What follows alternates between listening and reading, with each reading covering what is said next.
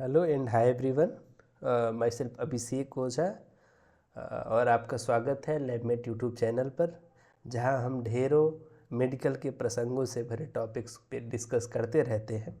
आज का जो हमारा टॉपिक है वो डेंगू फीवर के विषय में होगा। डेंगू फीवर, जैसा कि आपको पता है, काफ़ी फैटलिस्ट डिजीज़ है, मतलब काफ़ी ख़तरनाक डिजीज़ है, जो अक्सर हमारा अक्टूबर से दिसंबर के महीने के बीच में, या फिर बोल सकते हैं सितंबर से नवंबर के बीच में देखने को मिलता है। तो आज उसी डेंगू फीवर के बारे में बात करेंगे, जो आने वाली एग्ज़ाम्स में आपके लिए काफ़ी हेल्पफुल हो सकता है, और साथ ही साथ एग्ज़ाम्स में ना हेल्पफुल होने के जो जो एग्ज़ाम नहीं भी दे रहे हैं उनके लिए ये हेल्पफुल हो सकता है कि आप एक और बीमारी के बारे में बहुत ही अच्छे तरीके से जान पाओगे। तो इन डिटेल हम बात करेंगे, यहाँ पे हमसे कोई टॉपिक छूटने वाली नहीं है। तो चलिए बात करते हैं सबसे पहले डेंगू फीवर की। तो डेंगू फीवर को ऑलरेडी हम लोग ब्रेक बॉर्न फीवर भी बोलते हैं। क्या रीज़न है ब्रेक बॉर्न फीवर बोलने का? कि ये जो है ब्रेक बॉर्न फीवर का नाम है, ये क्या करता है, ब्रेक बॉर्न मतलब हड्डी के टूटने जैसा दर्द होता है। समझ में आया इसमें? तो इसलिए ब्रेक बॉर्न फीवर बोलते हैं। ठीक है, एक इन्फेक्शियस ट्रॉपिकल डिजीज है ये, जो कि डेंगू वायरस के वजह से होता है। समझ में आया? डेंगू वायरस यार ये एब्रो वायरस फैमिली का मेंबर है। एब्रो वायरस का मतलब जो आर्थ्रोपोड के वजह से होता है ना। आर्थ्रोपोड से ट्रांसमिट होता है हमारी बॉडी में। ठीक है, एपिडेमोलॉजिकल स्टडी बात करेंगे इसकी। तो इसमें क्या है, इसकी मोर्टिलिटी 1 से 5% है बिना ट्रीटमेंट के। 1% लोगों को एडिक्वेट ट्रीटमेंट मिल पाता है इसमें, मतलब इसका ट्रीटमेंट मिल पाना थोड़ा सा टफ है, क्योंकि लोगों को साइन सिम्टम्स जल्दी पता लगते हैं, तब तक वो डिजीज़ काफ़ी फैल चुकी होती है। ठीक है, जबकि जो सीवियर डिजीज है वो उसकी मोर्टिलिटी रेट 26% है, विच इज़ वेरी फैटलिस्ट। 26% लोगों की मृत्यु हो जाती है। समझ में आया आपको? नाउ डेंगू जो है वो एंडेमिक है मोर देन 110 कंट्रीज में। ठीक है, यह इन्फेक्ट करता है 50 से 100 मिलियन पीपल को वर्ल्ड वाइड, और 500,000 यानी कि इसमें से 50 से 100 मिलियन में 500,000 लोग हॉस्पिटलाइज होते हैं, मतलब सीवियर होते हैं, और अप्रॉक्सीमेटली 12,500 से 25,000 डेथ रिकॉर्ड करे गए हैं। ठीक है, it is all about the epidemiological studies. बात करेंगे अब ट्रांसमिशन की। तो डेंगू ट्रांसमिट होता है सेवरल स्पेसीज से। ठीक है, बेसिकली यह मॉस्कीटो बर्न डिजीज है, तो मॉस्कीटो से ट्रांसफ़र होता है। ठीक है, सेवरल स्पीसीज ऑफ मॉस्कीटो से, और वो जीनस का नाम है एडिज, और mainly adage aegypti. Edged aegypti से ही ये क्या होता है, ट्रांसमिट होता है। अब एडिज इजिप्टी देखो, पहचानने का तरीका कैसे तुम पहचानोगे कि यह मॉस्कीटो से हमको डेंगू हो सकता है? तो जो एडिज एजिप्टी होती है उसको हम लोग बोलते हैं जेब्रा लाइक, उसके ऊपर स्ट्रक्चर बना है, मतलब कि ब्लैक कलर का मॉस्किटो होता है और वाइट वाइट स्पॉट उसके पूरे बॉडी में होते हैं, और मेनली यह दिन में काटता है और घर के अंदर के लोगों को काटता है। समझ में आ गया आपको? यह उसके पहचानने का तरीका है। डेंगू वायरस जो है प्राइमरली ट्रांसमिट होता है एडिज मॉस्किटो में, पर्टिकुलरली एडिज इजिप्टी, वटेवर हमने डिस्कस करा।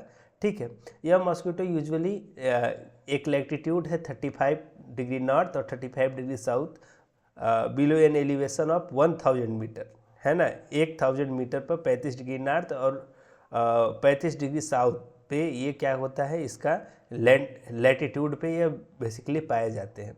ठीक है, बेसिकली ये क्या है, डे बाइटर होते हैं। डे बाइटर मतलब का दिन में काटने का काम करते हैं।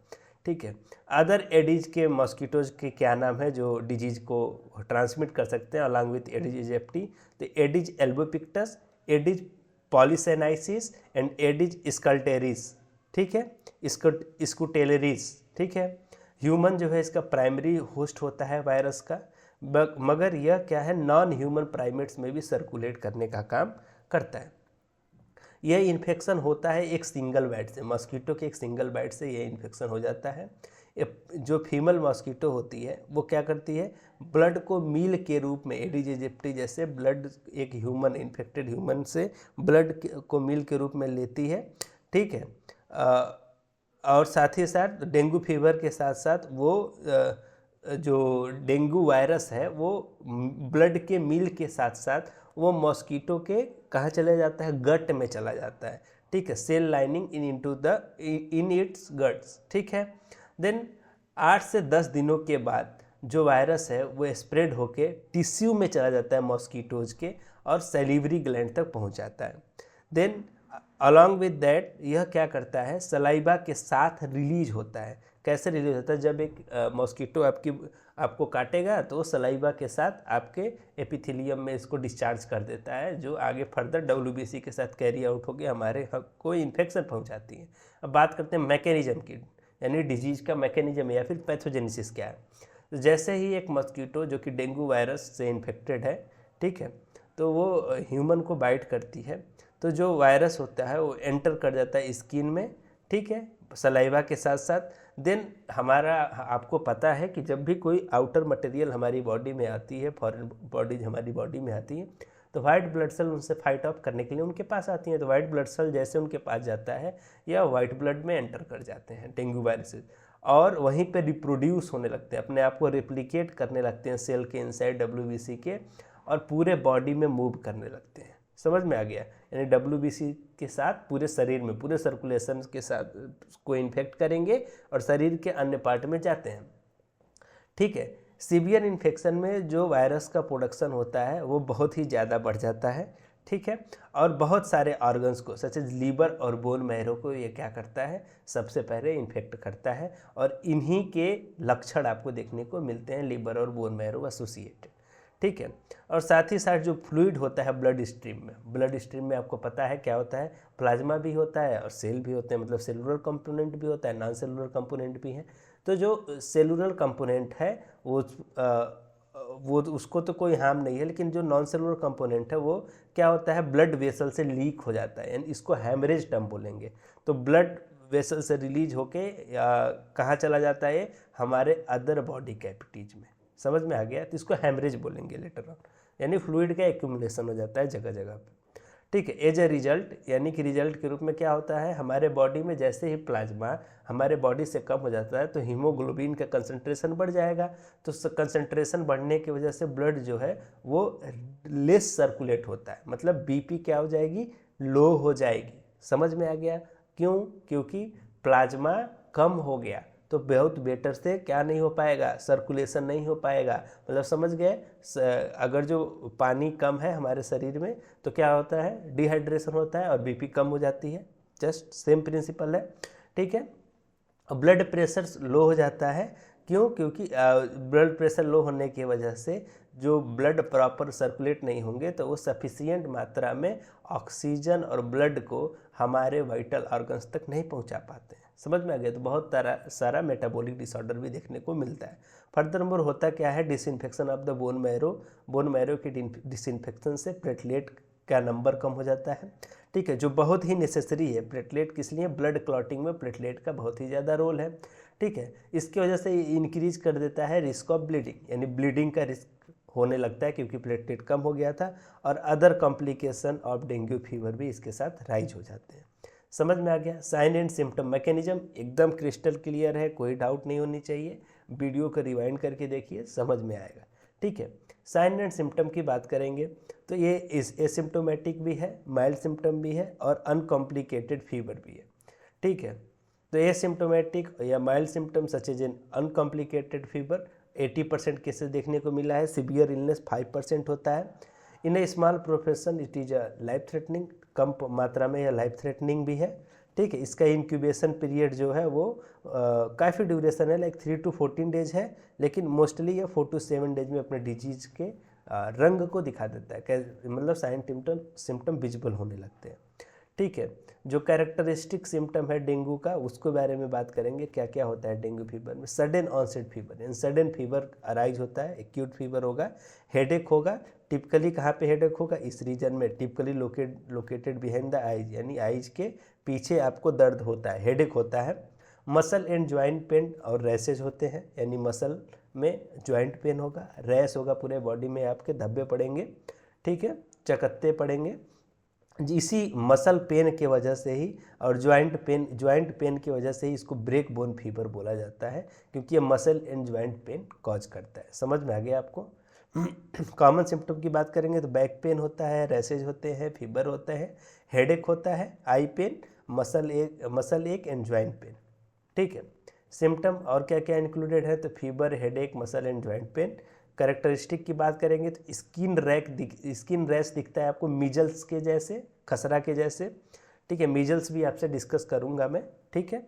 इन a small proportion of cases जो डिजीज है वो लाइफ थ्रेटनिंग भी हो जाता है, कब, जब डेंगू हेमरेजिक फीवर हो जाए। हेमरेजिक फीवर की बात कर रहे हैं, मतलब हम बात कर रहे हैं प्लाज्मा का लीक आउट होना हमारे बॉडी कैविटीज में through out the blood vessel, समझ में आ गया।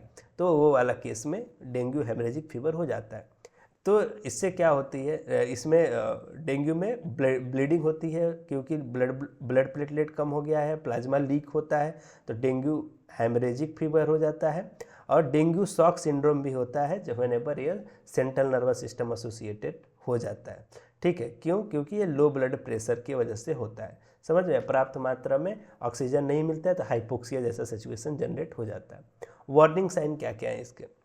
वार्निंग साइन में एब्डोमिनल पेन देखने को मिलता है, वो ऑनगोइंग वोमिटिंग, लीवर इनलार्ज होगा, हिपेटोमेगाली, मसल ब्लीडिंग, ठीक है। और साथ ही साथ हाई हिमेटोक्रिट, पीसीबी का मात्रा ज़्यादा हो जाएगा, क्यों? क्योंकि हीमो कंसंट्रेशन हो रहा था, याद है, प्लेटलेट आपका प्लाज्मा लीक हो रहा है इसके वजह से। और साथ साथ लो प्लेटलेट दिखने को मिलेगा, लेदारगी देखने को मिलेगा आपको।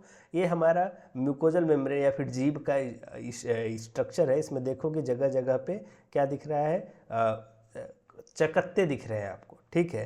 तो ये हमारा एक तरह का म्यूकोजल ब्लीडिंग इसको टर्म बोल सकते हो, ठीक है, म्यूकोजा में ब्लीडिंग होना। जो इन्फेक्शन का केस है, कोर्स है, उसको 3 भाग में डिवाइड कर दिया गया है, फेब्राइल फेज, क्रिटिकल फेज और रिकवरी फेज। तो इनको 1 बाय 1 डिस्कस करते हैं। फेब्राइल फेज क्या होता है? तो फेब्राइल फेज बेसिकली जो है वो हाई फीवर होता है, जिसमें फीवर 40 डिग्री सेल्सियस के लगभग होता है, 104 डिग्री फ़ारेनहाइट में बात करेंगे तो। बाईफेजिक होता है इन नेचर, मतलब कि आज हुआ, फिर आज फीवर हुआ, फिर ठीक हो गया, फिर कल हो गया, तो ये बाईफेजिक हो गया, ठीक है। मतलब रिटर्निंग ऑफ फीवर 1 और 2 डेज लेटर, ठीक है। जनरल पेन दिखने को मिलेगा, हेडेक मिलता है आपको। यूजुअली ये 2 to 7 डेज तक ये प्रोसेस चलता है फेब्राइल फेज का, ये इनिशियल फेज है, ठीक है। इसमें ही रैसेज अकर होते हैं ना, इस तरह के रैसेज, धब्बे दिखने को मिलेंगे प्लेटलेट डिस्फंक्शन की वजह से। फर्स्ट या second day of symptom of flushed skin, है ना, स्किन फ्लस्ड के फर्स्ट या सेकेंड डे में आपको इस तरह के रैसेज देखने को मिलेंगे, ठीक है। Later in the course of illness, यानी कि 4 से 7 दिन के बाद मिजल लाइक रैश आपको देखने को मिलेगा, इस तरह से, समझ में आया, ठीक है। कुछ में पेटाइकी भी देखने को मिलता है। पेटाइकी का मतलब स्मॉल रेड स्पॉट होते हैं जो कि डिसअपियर नहीं होते हैं, आप प्रेस करते हो, यानी कि दबाने पर डिसअपियर नहीं होगा, तो पेटाइकी टर्म यूज करा जाता है उसके, ठीक है। ये बेसिकली होता है कि कैपिलरी ब्रोक आउट हो जाने की वजह से, प्लेटलेट की डिस्फंक्शन होने की वजह से जगह जगह पे ब्लड जाके क्या होते हैं, इकट्ठे हो जाते हैं। तो उसको जब तुम रब करोगे या प्रेस करोगे तो वो डिसअपियर नहीं होगा, तो उसे पेटाइकी बोलते हैं, ठीक है। साथ ही साथ इसमें म्यूकोजल मेम्ब्रेन में भी ब्लीडिंग देखने को मिलती है, माउथ और नोज में, सच एज इस कंडीशन को एपिटैक्सिस भी बोलते हैं, ठीक है। क्रिटिकल फेज क्या होता है? Critical phase follows by the resolution of high fever and typically last 1 to 2 days, यानी इसमें हाई फीवर होता है, ये फेब्राइल फेज के बाद का स्टेज है ये। इसमें हाई फीवर तो होता है और ये बेसिकली 1 to 2 डेज तक रहता है, ठीक है। इस फेज में और क्या क्या होते हैं? सिग्निफिकेंट फ्लूइड एक्यूमुलेशन होता है, यानी कि हेमरेजिक फीवर होता है इसमें, और फ्लूइड एक्यूमुलेट होकर चेस्ट में, एब्डोमिनल कैविटी में और जाके डिपॉजिट हो जाते हैं। क्यों? क्योंकि कैपिलरी का परमिएबिलिटी और लीकेज की वजह से ये हो पाता है। आपको पहले भी हमने बताया डेंगू हेमरेजिक फीवर का ये कॉमन सी बात थी डेंगू में, कि क्या होता था, हमारा फ्लूइड जो है, हमारा जो सर्कुलेशन में फ्लूइड है, प्लाज्मा है, वो लीक आउट होके बॉडी कैविटीज में जाके इकट्ठा होता है। तो चेस्ट और एब्डोमिनल कैविटी में इकट्ठा होता है, तो वहाँ पे फ्लूइड एक्यूमुलेशन हो जाता है।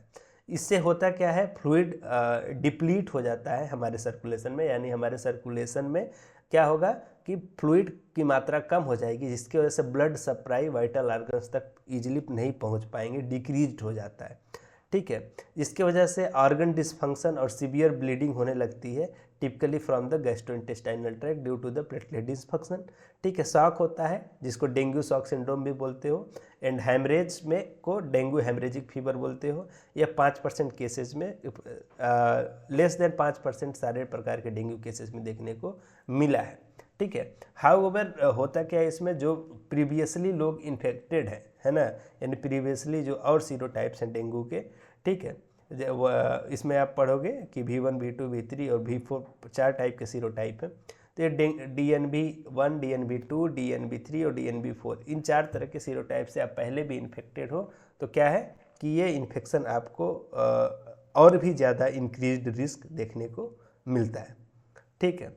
रिकवरी फेज में रीजॉर्प्शन होता है। रीजॉर्प्शन का मतलब बेसिकली है रीएब्जॉर्प्शन का। तो जो रिकवरी फेज में जो फ्लूइड लीक हुआ था वो रीएब्जॉर्ब होता है ब्लड स्ट्रीम में, ठीक है। ये यूजुअली 2 से 3 दिन का फेज है।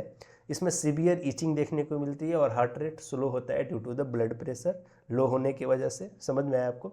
इस स्टेज में फ्लूइड ओवरलोड हो जाता है बहुत सारे बॉडीज में जो पहले से ओवरलोडेड थे, जैसे चेस्ट कैविटी, एब्डोमिनल कैविटी की बात करी थी हमने। तो इसके वजह से यह ब्रेन को अफेक्ट करता है, जिसकी वजह से कॉन्शियसनेस रिड्यूस हो जाता है, मतलब आदमी अचेत हो जाता है, मतलब बेहोशी आती है या सीजर जैसा सिचुएशन देखने को मिलता है। Some time it lead to myocardial infarction, ठीक है। एसोसिएटेड प्रॉब्लम क्या क्या है इसमें, डेंगू जो है अदर बॉडी सिम्टम्स को भी अफेक्ट कर सकता है, ठीक है। इसमें डिक्रीज लेवल ऑफ कॉन्शियसनेस यानी सेंट्रल नर्वस सिस्टम को डिफेक्ट करता है, यानी कॉन्शियसनेस को कम कर देता है, बेहोशी जैसी सिचुएशन आ सकती है। Infection of the brain by the virus, brain का इन्फेक्शन वायरस से हो जाने की वजह से यह क्या होगा, इम्पेयरमेंट हो जाता है वाइटल ऑर्गन्स का, सच एज लीवर, है ना। लीवर जो है हमारा क्या है, एक प्रकार का वाइटल ऑर्गन है। और आपको पता है लीवर क्या करता है, हमारे बॉडी के सारे मेटाबॉलिक प्रोसेस में किसी न किसी रूप में उसका क्या है कि वर्क है। जैसे वो स्टोरेज का काम करता है कार्बोहाइड्रेट, फैट और प्रोटीन्स के लिए। तो आपको पता है brain is much more sensitive to glucose. तो ग्लूकोज का जब प्रॉपर मात्रा में पहुंच नहीं पाएगा हमारे ब्रेन तक तो कॉन्शियसनेस क्या हो जाएगी, डिक्रीज हो जाएगी। तो यही बात की गई है कि लीवर एक प्रकार का बहुत ही वाइटल ऑर्गन है, जिसके डिसफंक्शन की वजह से ब्रेन में भी इन्फेक्शन हो सकता है, ठीक है। अदर न्यूरोलॉजिकल डिसऑर्डर भी हो सकता है, जैसे ट्रांसवर्स माइलाइटिस हो सकता है, गुलियन बेयर सिंड्रोम हो सकता है, इन्फेक्शन ऑफ द हार्ट और एक्यूट लिवर फेल्योर भी हो सकता है, पहले भी डिस्कस करा हमने, लेकिन ये रेयरर कॉम्प्लिकेशन है। क्लासिफिकेशन की बात करेंगे तो WHO ने 2009 में इसको 4 प्रकार में क्लासिफाई करा था।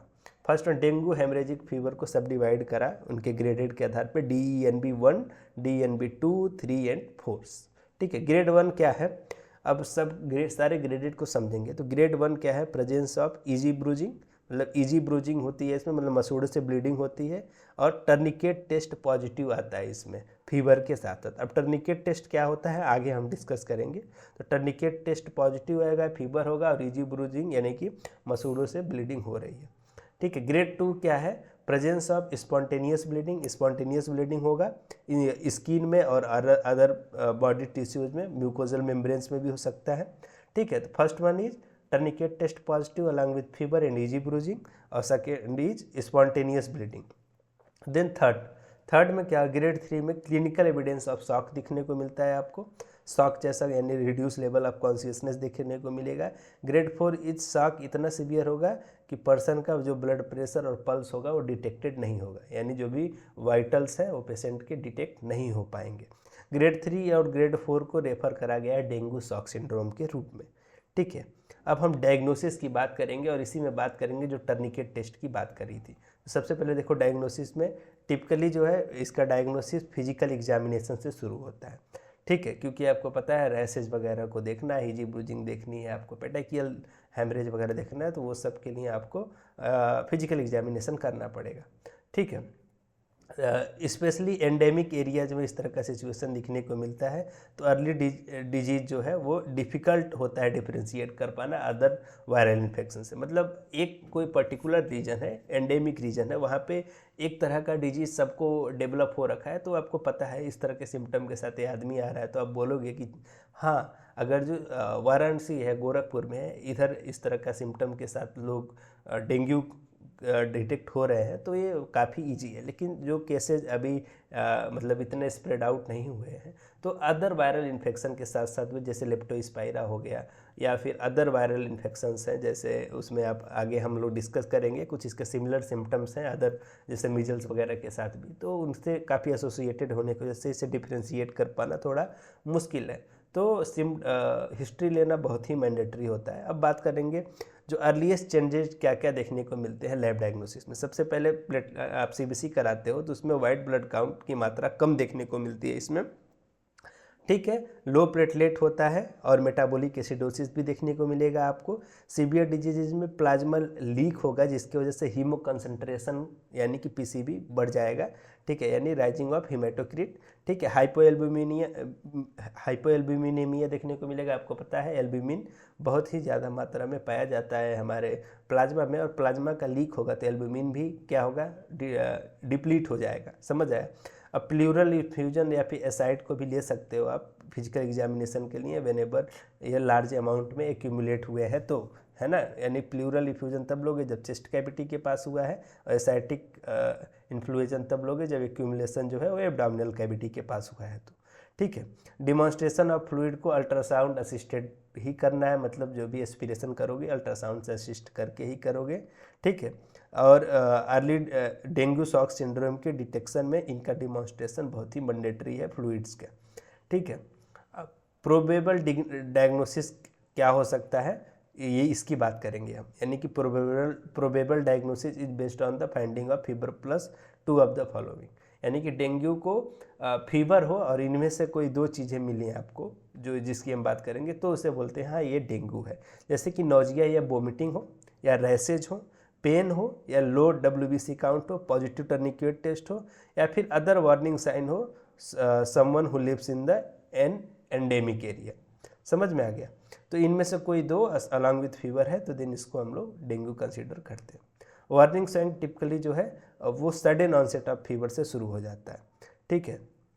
नाउ जो टर्निक्वेट टेस्ट है वो बहुत ही यूजफुल टूल है इधर डिटेक्शन करने में, क्योंकि फिजिकल एग्जामिनेशन में ही आप डिटेक्ट कर सकते हो ये डेंगू है कि नहीं, और वहाँ पे पता है लैब डायग्नोसिस अगर जो अवेलेबल नहीं है आपके पास तो आप तुरंत ही टर्निक्वेट टेस्ट कर सकते हो। करते क्या है इसमें हम लोग ये एंटीक्यूबेटल फोसा का जो रीजन है, एंटीक्यूबेटल फोसा रीजन के जस्ट 3 फिंगर के ऊपर बीपी कप को अप्लाई करते हैं, और यहाँ पर 85 to 100 mm/Hg के बीच में हम प्रेशर को मेंटेन रखते हैं बीपी का और ब्लड प्रेशर या स्फिग्नोमीटर का, ठीक है। तो उस 85 और 100 mg के बीच में मेंटेन रखते हुए आपको 5 मिनट तक उसको मेंटेन रखना है, और उसके बाद आपको वो बीपी कप खोल देना है। उसके बाद आप ऑब्जर्व करोगे कि एंटीक्यूबेटल फोसल रीजन में अगर जो 1 इंच में, है ना, 1 इंच में आपको 10 से ज़्यादा स्पॉट देखने को मिल रहे हैं तो उसको हम लोग बोलते हैं प्लस पॉजिटिव टर्निक्वेट टेस्ट, यानी कि उसमें क्या होगा, आपको पेटाइकी जैसा सिचुएशन देखने को मिलेगा, रैसेज डेवलप होंगे। तो अगर जो 10 से ज़्यादा रैसेज दिख रहे हैं तो उसको पॉजिटिव टेस्ट बोलोगे। डिफरेंशियल डायग्नोसिस क्या क्या है, ठीक है। सबसे पहले ये चिकनगुनिया के साथ इसके बहुत सारे लक्षण मिलते हैं, इसलिए इससे डिफ़िकल्ट होता है इसके डेंगू फीवर को आइडेंटिफाई कर पाना। सिमिलर वायरल इन्फेक्शन भी बहुत सारे हैं, जैसे कि बात करें मलेरिया, लेप्टोस्पाइरा, टाइफाइड फीवर और मेनिंजोकोकल डिजीज़, इसके साथ साथ क्या होते हैं, एसोसिएटेड होते हैं। तो बेसिकली जो डेंगू होगा, डेंगू के लिए, मलेरिया के लिए, सबके लिए एक रैपिड किट होती है। चिकनगुनिया, लेप्टोस्पाइरा, टाइफाइड, इन सब की एक रैपिड किट आती है, तो इन रैपिड किट के थ्रू इसको आप आइडेंटिफाई कर सकते हो। बेसिकली डेंगू की बात करेंगे तो डेंगू के लिए dengue NS1 IgG IgM type का एक रैपिड किट आता है, तो उसको हम लोग परफॉर्म करते हैं। मैनेजमेंट क्या है, कैसे मैनेज करोगे इस पेशेंट को, तो सब आपको पता है फ्लूइड लॉस हो रहा है तो ORS या फिर ओरल रिहाइड्रेशन थेरेपी दोगे आप, ठीक है। अगर जो पेशेंट अनकॉन्शियस है तो उसे इंट्रावेनस फ्लूइड दोगे आप, और ब्लड ट्रांसफ्यूज करोगे उसे। ब्लड में क्या ट्रांसफ्यूज करोगे, प्लेटलेट और प्लाज्मा ट्रांसफ्यूज करोगे। डिपेंड्स ऑन द प्लेटलेट कितना मात्रा है या प्लाज्मा का लेवल क्या है, हेमाटोक्रिट का लेवल क्या है। प्रिवेंशन की बात करेंगे कि तो आज तक इसका कोई भी वैक्सीन डेवलप नहीं हुआ है डेंगू वायरस का, ठीक है। इसका प्रिवेंशन सबसे पहले क्या है, मॉस्किटो बाइट से प्रिवेंट कर पाना ही सबसे अच्छा प्रिवेंशन है, क्योंकि ये वेक्टरजेनिक है।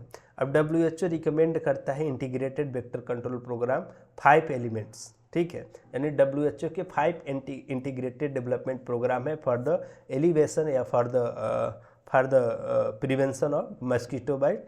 First one is advocacy. Advocacy में क्या करना है कि आपको सोशल मोबिलाइजेशन और लेजिस्लेशन से इंश्योर करना है पब्लिक हेल्थ बॉडीज और कम्युनिटी को कि वो स्ट्रेंथन कर पाए अपने आप को इस मस्कीटो बाइट के अगेंस्ट, ठीक है। साथ ही साथ आपको कोलैबोरेट करना है हेल्थ और अदर सेक्टर से, जैसे कि CSC, PHC और इन सब से कांटेक्ट करके आपको समय समय पे मॉक ड्रिल्स कराते रहने, ठीक है, और व्यवस्थाएं मैनेज करती रहने। आपको पता है कि यह बेसिकली 22 से 27 डिग्री के टेम्परेचर के समय में होता है। बेसिकली यह अगस्त से लेकर दिसंबर या सितंबर से लेकर दिसंबर के बीच में हो रहा है। तो उस बीच में सारे सेंटर्स जो हैं, पब्लिक हेल्थ बॉडीज हैं, जो भी हेल्थ केयर सेक्टर्स हैं, वहाँ पे इन डेंगू के मैनेजमेंट की सारी चीज़ें उपलब्ध होना चाहिए। साथ ही साथ एक इंटीग्रेटेड अप्रोच डिसाइड करना है डिजीज के कंट्रोल के लिए, ठीक है। एविडेंस बेस्ड डिसीजन लेने हैं आपको, ठीक है, कि पहले तो टेस्टिंग करानी है, तभी आपको आइडेंटिफाई नहीं करना है कि यह डेंगू है या नहीं है, मतलब एविडेंस बेस्ड डिसीजन मेकिंग होनी चाहिए। Then capacity building to ensure an adequate respond to the local situation, ठीक है।